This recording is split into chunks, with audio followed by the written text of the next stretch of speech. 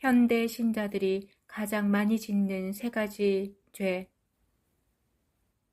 성경 66권은 사람에게 주어진 하나님의 편지와도 같습니다. 사람이 살아가는 의로운 방법에 대해서 그리고 천국에 들어가는 방법을 알려주셨습니다. 성경에서 가장 압도적으로 중요하게 다루는 주제는 당연 죄악입니다. 에덴 동산에서도 범죄하였고 홍수 전의 인류는 죄 때문에 멸망했고 그리스도께서 속죄를 위해 고난을 당하셨습니다. 마지막 세대도 죄악이 차면 불로 심판을 받을 것이 예고된 상태입니다. 사탄은 죄에 대해 세 가지를 속이도록 미혹합니다. 첫째는 죄를 지어도 괜찮다고 속이는데 현대 신학의 문제이기도 한데 잘못된 신학은 생명이 아닙니다. 둘째는 죄가 없다는 사람도 있고 죄가 큰 문제가 아닌 것처럼 죄를 관용합니다.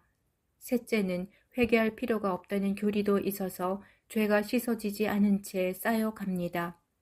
신앙에는 반드시 하나님이 하시는 일과 우리가 하는 일이 연결되어 있습니다. 예를 들어 우리가 다른 사람을 용서하지 않으면 하나님의 용서를 받을 수 없습니다. 회개하면 용서하시지만 죄를 계속해서 짓거나 회개하지 않는다면 하나님께서 그를 심판하실 것입니다. 또한 우리가 자기 임무를 다하지 않으면 하나님께서 우리에게 주실 상급을 스스로 차단한 것입니다. 예수님이 가장 싫어하신 죄는 무엇일까요? 성경에서 가장 강한 어조로 책망하신 사례들이 있습니다. 1. 종교인의 위선입니다. 바리새인과 서기관들에게 가장 심한 어조로 그들의 위선을 책망하셨습니다. 변화도 없고 열심과 열정도 없고 안과 밖이 다릅니다. 주일과 주중의 삶이 다르고 교회와 가정의 행동의 차이가 있습니다. 그들의 위선뿐 아니라 누룩도 조심해야 할 것인데 비진리를 가르치기 때문입니다. 위선자들은 가난한 자들에게 무관심하며 시대를 분간하지 못하여 현실에 안주하는 경향이 있습니다. 2. 선교, 구제, 성령 사역을 회방합니다. 여러 가지 이유를 대지만 본질을 방해한 것은 어떤 이유로도 변명할 길이 없습니다. 진리와 비진리, 본질과 비본질을 구분해야 합니다. 비본질 100가지 이유를 들어도 본질 한 가지를 두고 가치가 없다고 엎지 못합니다. 3. 진리의 어떤 반응도 변화도 없습니다. 고라신, 베세다, 가버나움 동네가 주님의 말씀을 듣고도 그들의 삶을 회개하지 않습니다. 피리를 불어도 춤추지 않고 슬피 울어도 가슴을 치지 않으며 주님께 그들의 삶을 걸지 않았습니다. 그들에게는 먹고 사는 문제가 진리보다 더 중요했기 때문입니다. 현대 신자들이 가장 많이 짓는 죄는 무엇일까요? 사람마다 다르겠지만 필자가 선정한 세 가지 죄는 다음과 같습니다. 1. 말로 짓는 죄입니다. 세상에서 일어나는 온갖 문제들이 말 때문에 일어납니다. 정치가들은 말할 것도 없고 부부 사이나 교회와 직장에서도 말 때문에 다툼이 생기는데 지옥의 죄악 중 하나입니다. 자랑, 분노, 험담, 잔소리, 비난 같은 유형들로 어떤 사람은 스스로 말로 죄를 짓고 다른 사람은 말로 죄를 짓도록 동기를 제공합니다.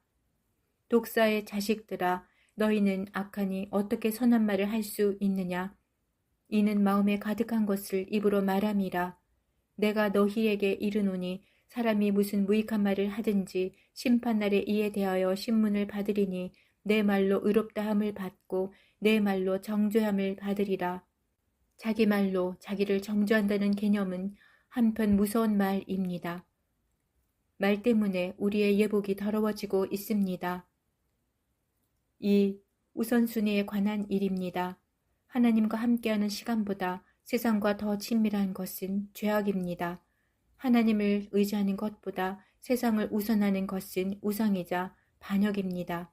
너무 바빠서 기도할 시간도 없고 성경을 펼 시간도 없지만 소셜미디어에서는 몇 시간씩이라도 시간을 보낼 수 있습니다.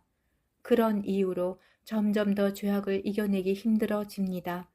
이스라엘은 지정학적으로 적대국으로 둘러싸여 있습니다. 하나님께서 왜 선민을 그곳에 배치하셨을까요? 하나님만 의지하며 살라는 것입니다. 만약 그들이 하나님보다 이집트나 아시리아 같은 제국을 더 의지하는 경우에는 심판을 초래한 역사를 알고 있습니다. 3. 자아가 죽지 않아서 생기는 죄입니다. 자아가 죽어야만 낮아질 수 있고 다른 사람의 슬픔을 이해할 수 있습니다. 자아가 죽지 않으면 용서가 되지 않습니다. 자아가 죽지 않는 사람은 이기적입니다. 자아가 죽지 않으면 계속 상처를 줍니다. 자아는 십자가의 못을 박아 죽어야 합니다. 우리에게 고난을 허락하시는 이유도 모난 자아를 다듬기 위해서입니다. 지나온 삶을 돌아보면 골짜기를 지나왔고 당시에는 고통이었지만 결과적으로 내 영혼에게 유익했습니다. 우리가 어떤 중요한 일에 삶을 투자하려면 그 가치를 알아야 합니다. 하나님이 가증하게 보시는 죄악들도 마찬가지입니다. 귀한 진주를 발견한 사람과 밭에 감추어진 보물을 발견한 사람은 먼저 그 가치를 깨달아야 투자할 수 있습니다. 하나님의 관점과 사람의 관점이 일치되어야 올바른 길을 걸어갈 수 있습니다. 성령 안에서 우리가 늘 깨닫기를 바랍니다. 아멘.